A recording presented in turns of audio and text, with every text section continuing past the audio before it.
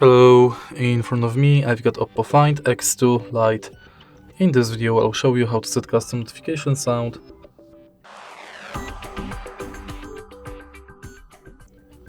In the beginning, let's go to settings and now enter sound and vibration.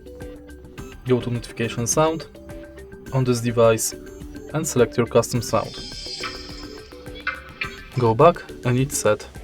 If you find this video helpful, please leave like, comment and subscribe.